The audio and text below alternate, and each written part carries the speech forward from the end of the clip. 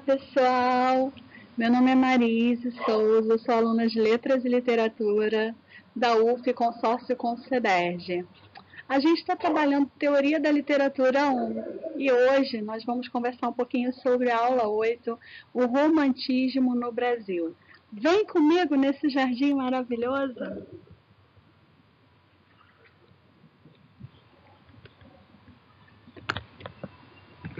Com as cachorrinhas.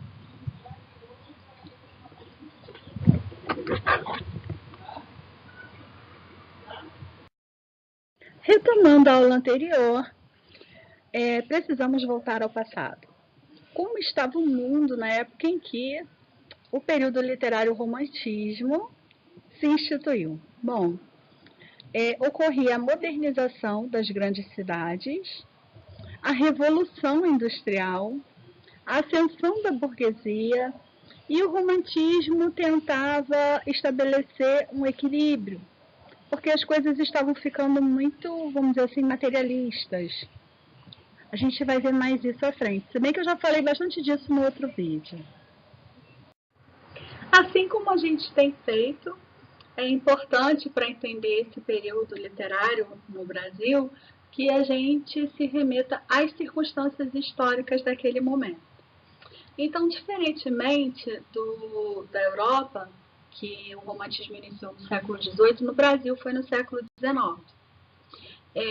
Aqui o que se buscava era uma maior autonomia do eu, aquela tal da liberdade, né, de se escolher como escrever, sobre o que escrever, qual tema usar para escrever. E também o Brasil tinha acabado de se tornar independente de Portugal. E no romantismo, no Brasil, se valorizava muito isso, né? Essa nação recém-formada, recém-independente, e aí surge o nacionalismo no romantismo. Então, em resumo, o que se queria era criar uma identidade própria para o romantismo no Brasil, que se diferenciasse um pouco das origens europeias, e a gente passava por um processo de individuação da nação, ou seja, quem é o Brasil, né? Diferentemente de Brasil colônia ou de Portugal, ou seja, qual era essa nova nação que acabava de nascer?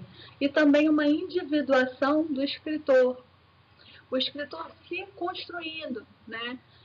Se percebendo no tema que ele gostava, na sua subjetividade, na forma como ele desejava escrever. Tudo isso fez parte das circunstâncias históricas do romantismo no Brasil. Trazendo mais um pouco do contexto histórico, é importante ressaltar que o romantismo ele realmente fez uma ruptura com os períodos literários anteriores, que eram períodos muito ligados a normas, regras, escolas e tal. E o romantismo ele encarava como se fosse uma missão, ou seja, renovar a literatura, dar início a uma nova era na literatura. E realmente isso aconteceu. Depois do romantismo, tudo que aconteceu depois, todos os períodos literários que vieram depois, foram períodos realmente inovadores. Promover a independência também no campo cultural. Então, o campo cultural se tornar independente, não ficar tão preso a outros campos de saberes, né?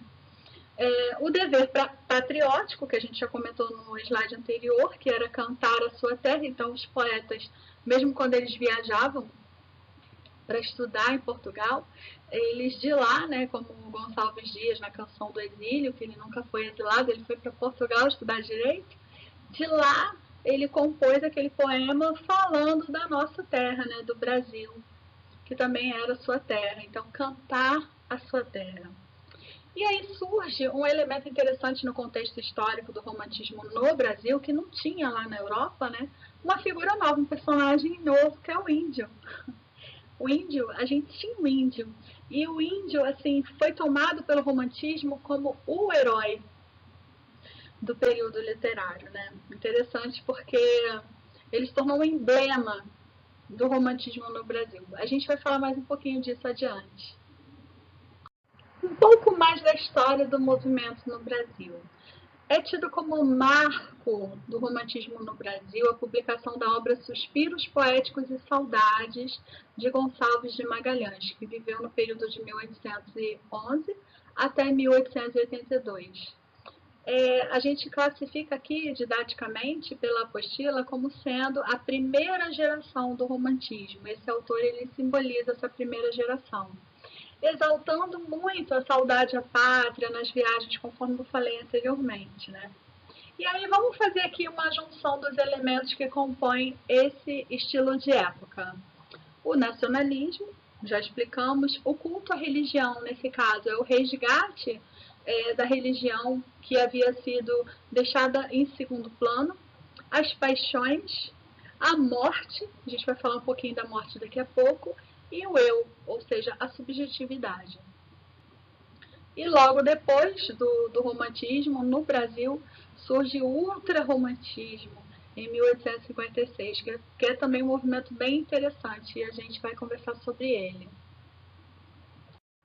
Gonçalves de Magalhães foi aquele escritor do romantismo considerado da primeira geração, né, o marco do nascimento do romantismo, com a sua obra que eu já falei anteriormente. Então, Domingos José Gonçalves de Magalhães, primeiro e único barão e visconde do Araguaia, foi um médico, professor, diplomata, político, poeta e ensaísta brasileiro. Nasceu em 1811, no Rio de Janeiro, e faleceu na Itália em 1882. Vamos falar do índio, que foi algo assim que diferenciou muito o romantismo brasileiro do romantismo europeu, porque aqui a gente tinha índio, né?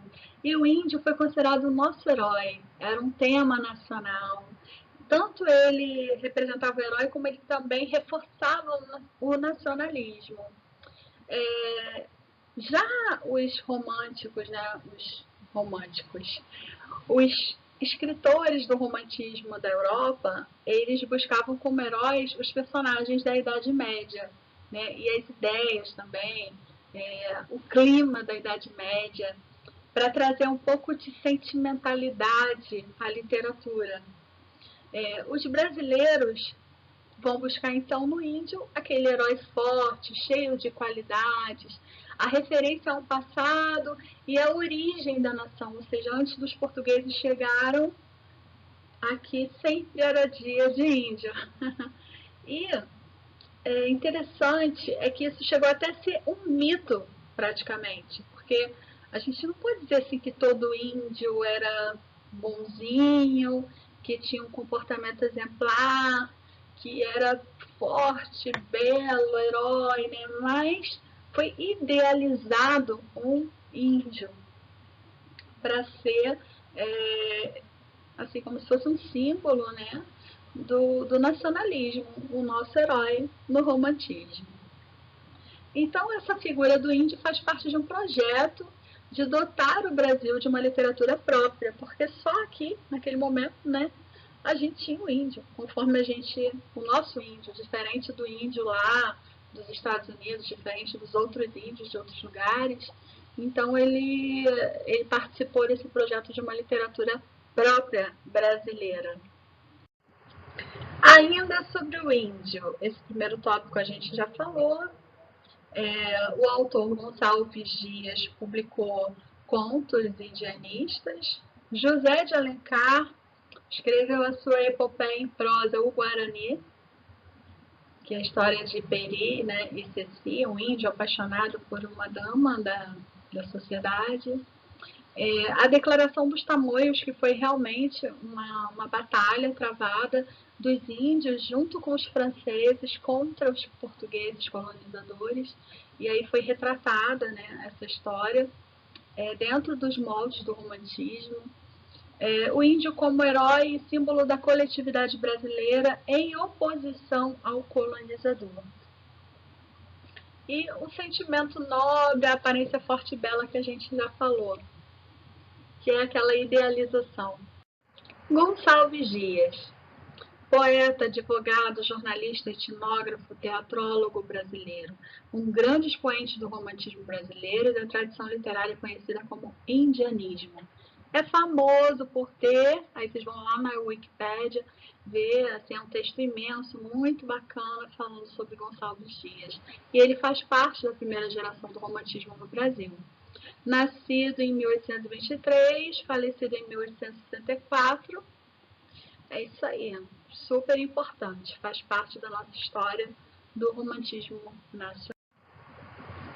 Continuando com Gonçalves Dias, ele marca a consolidação do romantismo no Brasil, porque ele completa, né? Ele reúne tanto a forma quanto o conteúdo e inaugura a literatura nacional. Então, a literatura brasileira, propriamente dita, né? Ela começa com o romantismo e começa com Gonçalves Dias. Que lindo, né, isso? E o que acontece nesse momento, né? A restauração da poesia, acontece a inauguração do romance, o advento da crítica e a criação da vida literária moderna no Brasil.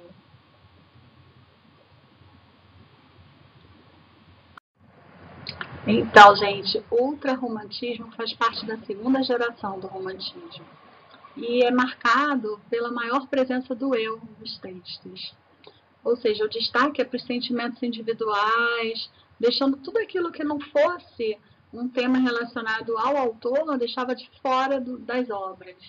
No sentimentalismo exacerbado, pessimismo e angústia, os autores estavam ali utilizando da literatura até de uma forma heurística para colocar para fora, né, o seu desalento, a sua angústia, a sua necessidade de estar ali num ambiente que eles preferiam ambientes, vamos dizer assim, mais sombrios, né? Eles chamavam muito a morte, né? Clamavam pela morte nos seus poemas, ou às vezes até pediam para que a morte não viesse, mas a morte ela era um tema recorrente nos trabalhos desses autores. Eles viviam ali, né, naquele meio mais, vamos dizer assim, quase que boêmio, da noite, da bebida, do amor não correspondido. Isso era meio que assim, a inspiração para eles. Eles gostavam de locais, ambientes fúnebres. E aí a gente fala do mal do século, né? Que era essa tristeza, essa angústia, essa melancolia. E se a gente for ver historicamente, os autores do ultrarromantismo eles viveram muito pouco tempo, cerca de 20 anos de vida, no máximo 30 anos. Eles morreram muito jovens. E isso aí, quando a gente fala de mal do século, né, eu sou sanitarista e posso dizer para vocês, nessa época, o Brasil ele vivia um padrão de adoecimento e morte de infecções, porque as cidades estavam crescendo, estavam se formando e havia aquele excesso de pessoas nas cidades, muito contato e confinamento e falta de higiene, etc. E esses autores, né, esses poetas, eles gostavam de frequentar lugares assim sombrios, né, locais boêmios. Então, assim, eles dormiam mal, eles se alimentavam mal, eles quase não pegavam sol, eles viviam nessa melancolia, nessa angústia, nessa tristeza e acabavam até adquirindo tuberculose. E a tuberculose era também o mal do século sob o ponto de vista epidemiológico. E muitos morreram de tuberculose. A tuberculose hoje, né, a gente sabe que é uma doença associada à pobreza. Apesar, né, de haver vacina e tudo, ela não está extinta. Mas esses autores, apesar de não serem pobres, eles levavam uma vida muito espartana, né? Se alimentando mal, sofrendo ali, né? Dormindo pouco, na boemia. Então isso pode ter também acelerado esse adoecimento e morte deles. E aí isso reforçava, né, o ultrarromantismo, porque quando morria um, pronto, aí começava a se falar mais ainda sobre morte, sobre tristeza, sobre angústia, sobre melancolia, enfim. Os fatos também reforçavam os temas do período. Então, a esses autores que a gente acabou de falar, caberia fechar as últimas janelas a tudo que não se perdesse no narciso sagrado do próprio eu, de acordo com Bose, em 1976. Então, havia aquela supervalorização do eu, o que eu sinto, o que eu penso, como fonte de inspiração para as obras. E o que não fosse o eu, não era considerado nas obras, né? Então foi um período bem interessante. Tinha várias características do romantismo, mas ele se destacava por esse excesso de sentimentalidade e pelo excesso do eu nas obras. Vamos ver aí os autores que se destacaram nesse período aí ultra-romantismo, que também aconteceu na Europa, com Lord Byron, a gente viu em algum momento, que viveu de 1788 a 1824, até que ele viveu quase aí 40 anos, né? Cuja poesia e características já foram analisadas na aula passada. Então ele era aquele cara assim que escarnecia da morte, tem até uma relação de satanismo, né, nas obras dele e tal, né. E no Brasil, os autores que mais se destacaram foram Álvares de Azevedo, olha, que viveu aí de 1831 a 1852, 21 anos, né? Junqueira Freire, que viveu de 1832 a 1855 também, 20 e poucos anos. Fagundes Varela, de 1841 a 1875. E Casimiro de Abreu, que viveu ali também 21 anos, né? Estou aqui contando de cabeça. Então, a morte prematura desses autores marca essa fase. E isso acaba por, conforme eu falei, incentivar, né? Aumenta o clima de culto à morte, de melancolia e de desencanto. Ou seja, essa vida aqui é uma vida que não vale a pena ser vivida, né? Então vamos morrer, né? O culto à morte, o clima de tristeza, enfim. Né? Aí vem a terceira geração. Gente, não dá para dividir assim tão didaticamente como se houvesse assim uma ruptura no tempo, né? Pronto, acabou a segunda geração, né? Que eram os ultra românticos e aí vem a terceira geração, né? Mas a gente já percebe aí uma nova abordagem, né? Assim como a gente viu lá na primeira geração o indianismo, agora surge a escravatura como tema das obras. Então existe dos autores uma repulsa à moral daquela relação senhor-escravo. Tanto que esses autores participavam de sociedades abolicionistas, escreviam sobre esse assunto, etc. Isso coincidia também com o desenvolvimento e o progresso das cidades, conforme eu já ressaltei, a ascensão da burguesia, eu também já falei isso em outra aula. E aí nós temos dois autores que são aqueles mais emblemáticos da terceira geração. Um deles é Souza Andrade e o outro é Castro Alves. Eles se destacam na terceira geração do romantismo nacional. Antônio Frederico de Castro Alves foi, no dizer de Afrânio Peixoto, o maior poeta brasileiro, lírico e épico, autor de clássicos como Espumas Flutuantes e Hinos do Equador, que lhe alcançaram a posição de maior entre seus. Aí vai lá na Wikipédia dar uma lida, porque vale muito a pena. Nascido em 1847, faleceu em 1871, ou seja, viveu ali em torno de 20 e poucos anos também, né? Quase 30. Isso aí. Brasileiro. E, nossa, que legado ele deixou pra gente, né? Impressionante como esses autores, mesmo tendo falecido tão jovens, escreveram obras que são eternas, que são maravilhosas do período do romantismo.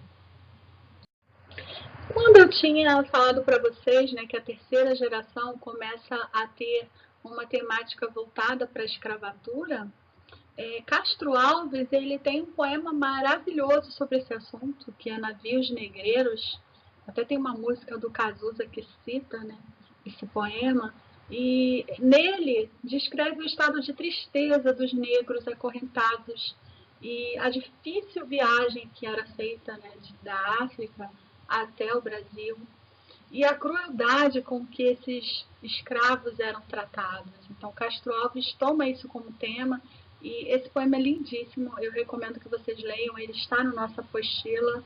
Então, é isso.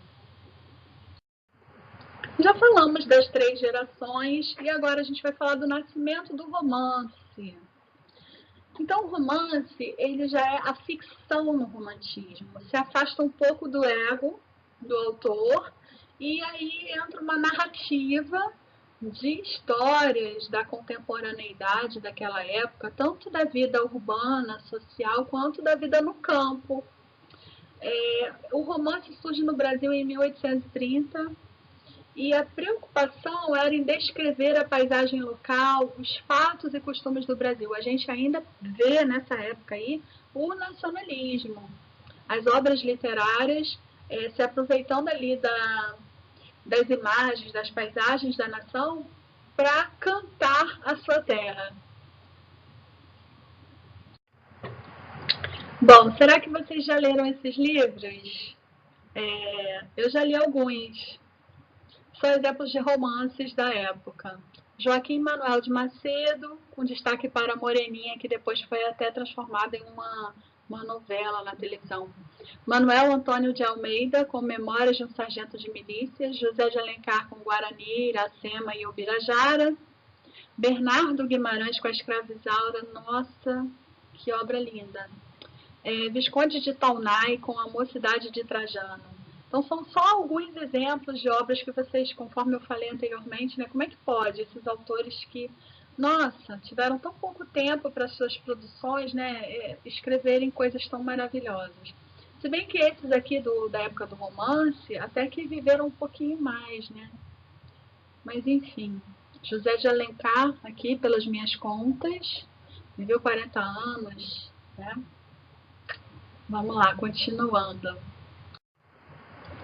Agora, gente, como já está muito grande esse vídeo, né, eu vou colocar aqui na descrição, logo aqui embaixo do vídeo, tem um quadrado ali com a descrição do vídeo, eu vou colocar o que a gente tem na apostila, que é um resumo das características principais do romantismo no Brasil. Provavelmente isso aí é uma questão de prova. Pessoal, bons estudos e até o próximo vídeo. Valeu!